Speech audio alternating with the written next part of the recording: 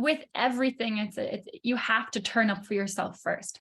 It's the same with the universe, or it's the same with the mentor or anyone. And it's like, even in the work you do, it's like you can do so much for someone, but if they're not willing to turn up for themselves, you can't go anywhere.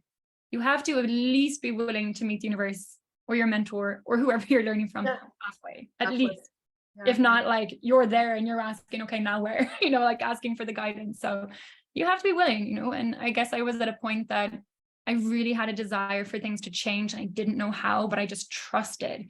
And I thought, well, let me just see what's my worst case scenario.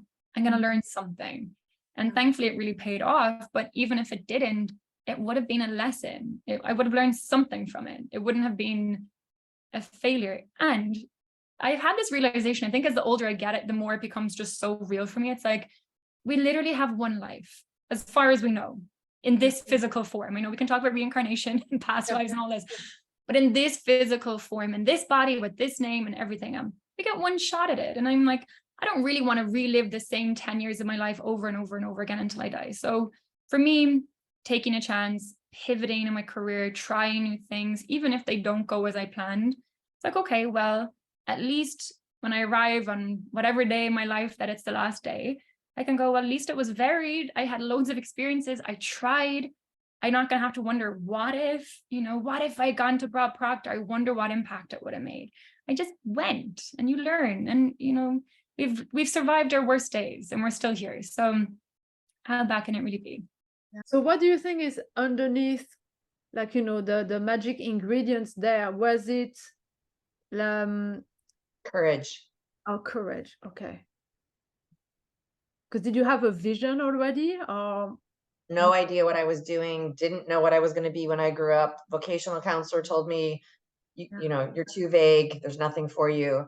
I had no idea. It was that inside, I want this.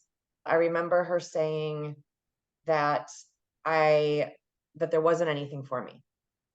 And I remember thinking, well, that's not true. Like, it can't be true. I wouldn't be here if there wasn't anything for me.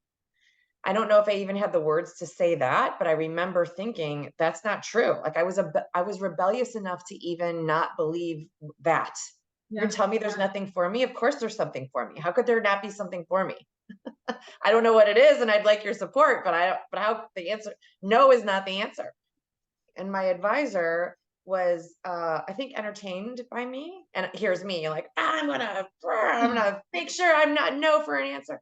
And so I said, what do I do? And he said, interestingly enough, we have this new degree where you can create your own as long as you're working with me. And I remember looking at him and thinking, that just happened. Like, I must have created, not I must have, because I don't think I had that much confidence then. But something like, oh, this is why I didn't take no for an answer, because this is what I was waiting for and nobody told me. So he ended up supporting me. I created my own degree. So that was the first time that I know that, like, leaning in and feeling that resonance took me to where I wanted to be.